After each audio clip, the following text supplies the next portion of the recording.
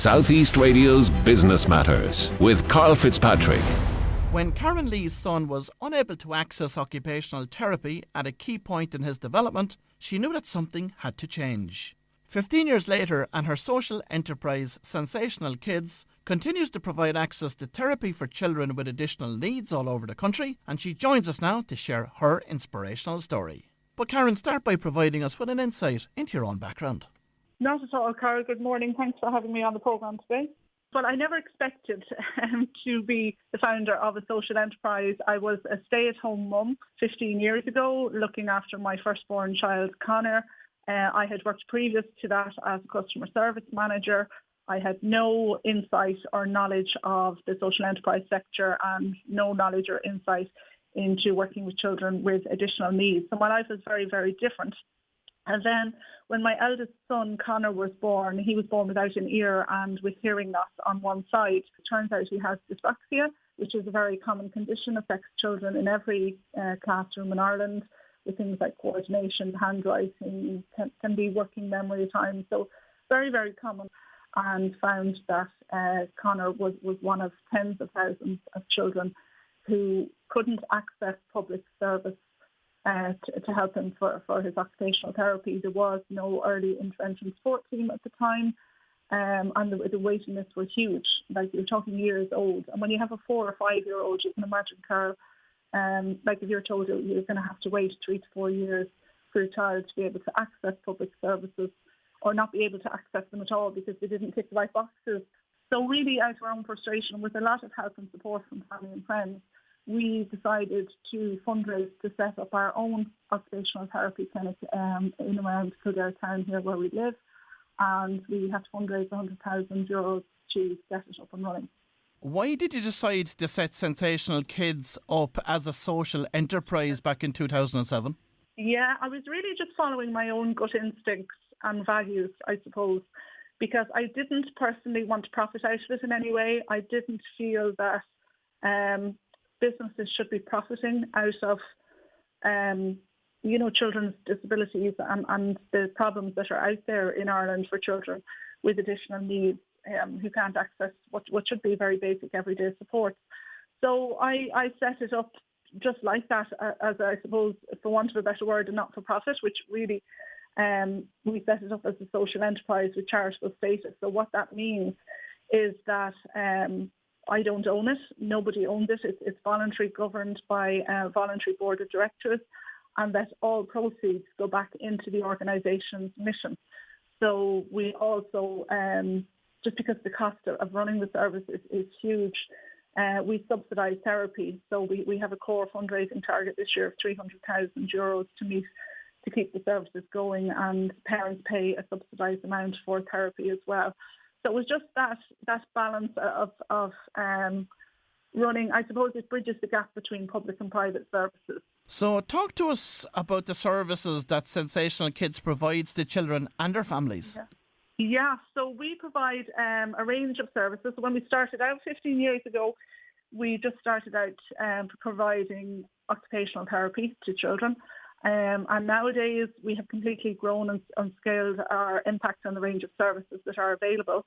So today we have 4 centres around the country. There's one in every province in Ireland, and they have a range of supports for children from occupational therapy, speech and language therapy, educational psychological assessments, CBT and play therapy. So we have a full wraparound holistic support, because what we're finding is that a lot of children don't just need one service. So, for example, Sensational Kids is open to children of all ages and all abilities. And typically we would see and support a lot of children with additional needs, like children who might have autism spectrum disorders, dyspraxia, dyslexia, ADHD, children who might have neurodivergent conditions. And what we often find is they don't just need one therapy. So very often a child might come in for speech and language therapy, but they also need help with their sensory difficulties, with their regulation, and that can be supported and helped by an occupational therapist. So it's a very valuable holistic service for children and families who come in through our doors at Sensational Kids. And Karen, how have you seen the need for services change as a result of COVID? Yeah, it has completely changed. What we're seeing at Sensational Kids is that the typical caseload of children is far more complex than before. So typically we might have had maybe 4 to 5 children on a therapist caseload per week who might have had very complex needs.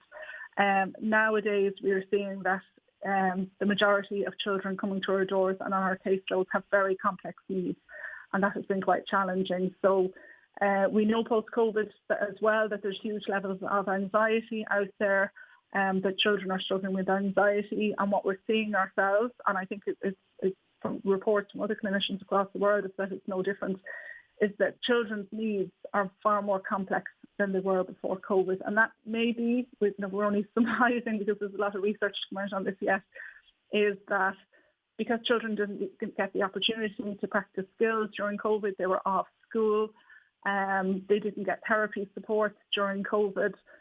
For example, like we weren't able to adapt our services to online supports during COVID because the type of children that we support it didn't suit. Online therapy doesn't work for very young children. It doesn't work for children who have attention and concentration difficulties, and it doesn't work for children who have sensory needs and who need the likes of our sensory integration gyms to support their regulation.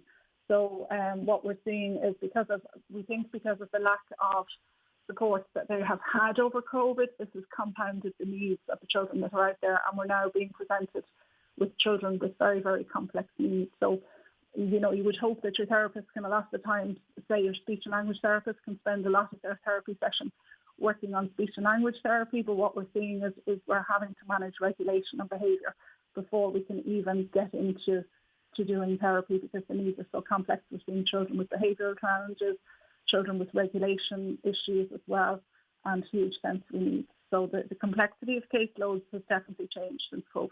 And Karen, how reliant is Sensational Kids today on fundraising, and are you in receipt of any government funding? Yeah, so we are not totally reliant, but somewhat reliant on fundraising. So we do have a traded income from our shop. So if you look on our website, you'll see we have an online shop that sells some learning resources and toys that are good for children's education and skill development. And we're quite different in that we use that as a fundraiser for the organisation, and that's what makes us a social enterprise too, is our traded income from that shop is reinvested into our mission to support and help children. We also then have a core fundraising target of €300,000 this year to meet. We don't get any government funding in the same way as some other organisations might get to be fully funded by the state to provide their services. We very much work hard to stand on our own 2 feet to provide the services that we have at Sensational Kids. So it's very challenging. And what additional measures would you like to see government introduce to support social enterprises such as your own here in Ireland? Yeah, so we have been up and running now at Sensational Kids for 15 years, and we have grown the organisation from start-up literally around my kitchen table to having 4 centres employing over 30 staff. So what our current challenges are is when you grow the organisation, you need extra people to run it. And so you need managers to run centres, you need team leaders and all of those things that are essential to running the organisation. You need people in accounts and all of those roles as well. So what I'm finding is, as a growing and scaling social enterprise, is that funding for core staff needs to be supported more, really. And we'd like to see more funding for social enterprises to grow in Ireland. And what are your future growth plans for Sensational Kids? Yeah, so we've always been quite an ambitious organisation. We have grown from, as I say, from kitchen table to having 4 child development centres around the country. But at the moment we're embarking on our most ambitious project to date, which is to custom build our own therapy centre on a greenfield site just off the motorway into their town, just off the M7. So that's a 17,000 square feet child development centre. It's always been a dream of ours to be able to custom build our own therapy centre for children that will enable us really to employ more therapists to meet the demand that is there for children, so that they're not left waiting and they can have services where and when they need them. So we're in the process of fundraising €2 million to get that project across the line at the minute.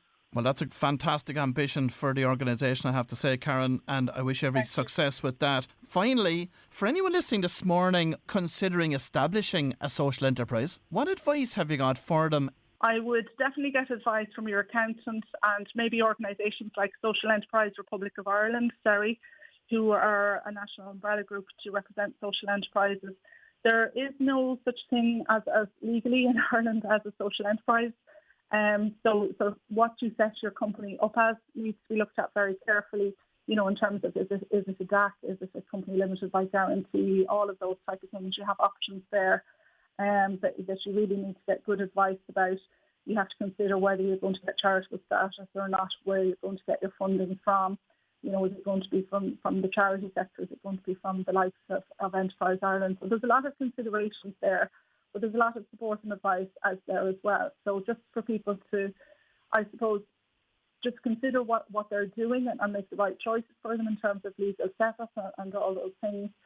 Well, if you've just tuned in, that was Karen Leigh from Sensational Kids, and a fantastic service provided by this organisation is making a measurable difference to children and families throughout the country. Southeast Radio's Business Matters with Karl Fitzpatrick.